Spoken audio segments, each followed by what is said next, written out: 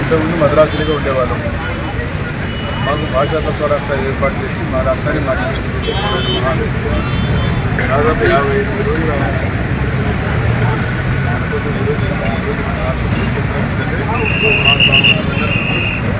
Okay. ఆయన భాషా తత్వ రాష్ట్రాలు 50 కోట్ల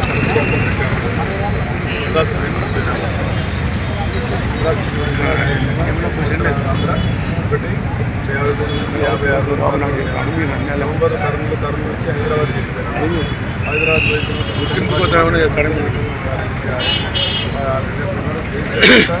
వినపడుతుంది. వినపడతారు రాష్ట్రంలో కాదు భారతదేశంలో కొన్ని పొరపాట్ల వల్ల మన బండారి లాంటి జిల్లాలు మంచి జిల్లాలు కూడా మనము ఐరన్ ఫ్యాక్టరీస్, తర్వాత తుంగభద్ర డ్యామ్ అన్నీ ఉన్నాయి. అవన్నీ రాజకీయాల వల్ల రాజకీయాల నుంచి మాట్లాడవచ్చు. అయినా కానీ ఈరోజు మహానుభావుడిని కొనియాల్సిన అవసరం ఉంది. ఆయన త్యాగ ఫలమే ఈరోజు మనం స్వచ్ఛందంగా స్వేచ్ఛగా తెలుగు మాట్లాడే వాళ్ళందరూ కూడా ఐక్యంగా కలిసి ఉంటామని చెప్పి తెలియజేస్తా ఉన్నారు. వారి ఈరోజు ఆత్మాత్మ చేసిన రోజు కాబట్టి మాకు 58 రోజులు రోజుకు అన్నం చెప్పడం విలేజ్ నిరాధించడం చేస్తారు. కానీ ఆయన ఆత్మసమర్పణ చేసిన మహా వ్యక్తి.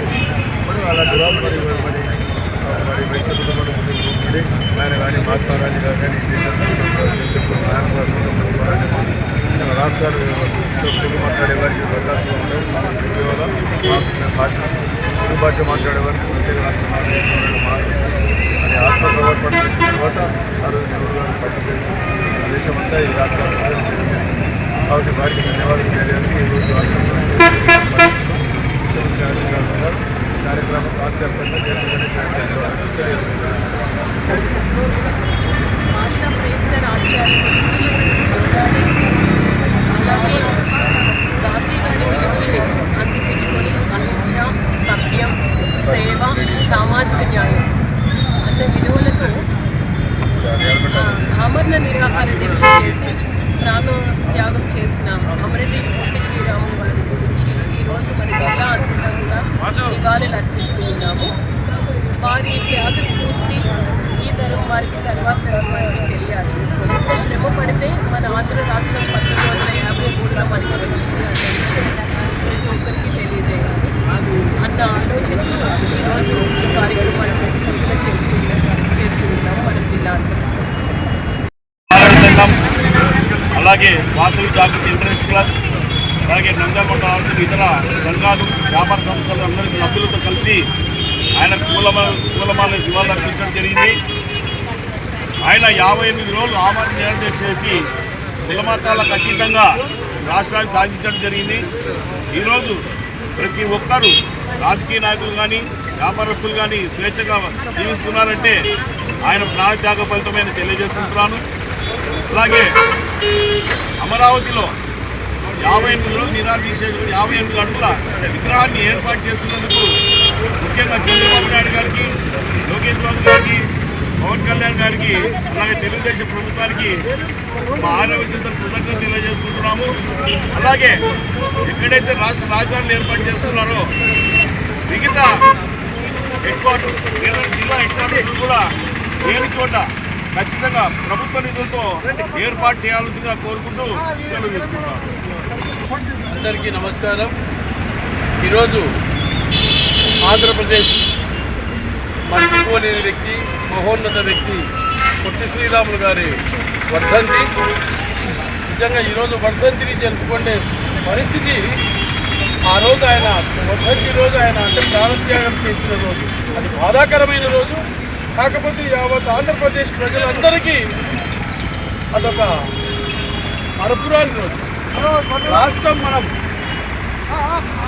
దేశం ఎలా బ్రిటిష్ వాళ్ళ చేతులు ఉన్నప్పుడు గాంధీ మహాత్ముడు దేశానికి స్వాతంత్రం ఎలా రాబట్టగలిగాడో, మన రాష్ట్రం ఊరిక మద్రాసులో కలిసి ఉన్నప్పుడు తెలుగువారికి అప్పట్లో ఎలాంటి గౌరవ మర్యాదలు లేవు.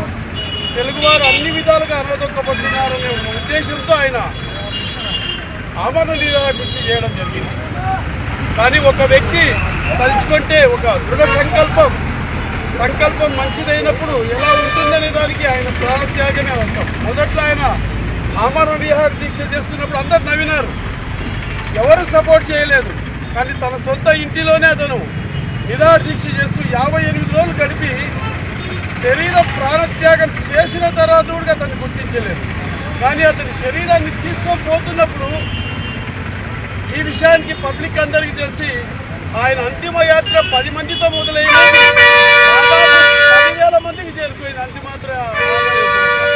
అప్పుడు కేంద్ర ప్రభుత్వం దిగి వచ్చి మన ఆంధ్రప్రదేశ్కు సపరేట్ రాష్ట్రాన్ని ప్రకటించింది. నిజంగా ఈరోజు అటువంటి మహోన్నత వ్యక్తిని మనం మర్చిపోలేని వ్యక్తి.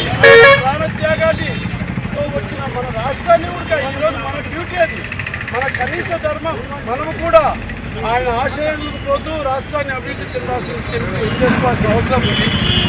కానీ అటువంటి వ్యక్తిని తెలుగుదేశం ప్రభుత్వం ముందే గుర్తించడం, ఎన్నికలకు ముందే ఆయన వర్ధంతుల జయంతులను అధికారికంగా చేస్తామని చెప్పడం, ఈరోజు ఆయన గుర్తుగా స్మారకంగా 58 అడుగుల విగ్రహాన్ని ఏర్పాటు చేయడం అనేది నిజంగా చంద్రబాబు నాయుడు గారు ఒక గొప్ప వ్యక్తికి ఎంతటి విలువ ఇస్తాడనే దానికి ఇదే నిదర్శనం. ఈ సందర్భంగా మేము చంద్రబాబు నాయుడు గారికి అయితే, పవన్ కళ్యాణ్ గారికి, లోకేష్ గారికి, మొత్తం యావత్ కూటమి ప్రభుత్వంలోని ప్రతి ఒక్కరికి కూడా ధన్యవాదాలు తెలియజేస్తున్నాం. కానీ పొట్టి శ్రీరాములు జయంతి వర్ధంతులు కేవలం ఒక ఆర్యవైశ్యులు కాదు చేసుకోవాల్సింది. ప్రతి ఒక్కరు కులాలకు, మతాలకు, రాజకీయాలకు అతీతంగా వచ్చి మనం నివాళులు అర్పించాల్సిన మహోన్నత వ్యక్తి ఆయన. కాబట్టి ప్రతి ఒక్కరు ఇందులో పాల్గొనాలని చెప్పి కోరుకుంటున్నాను. జై హింద్. అందరికీ నమస్కారం.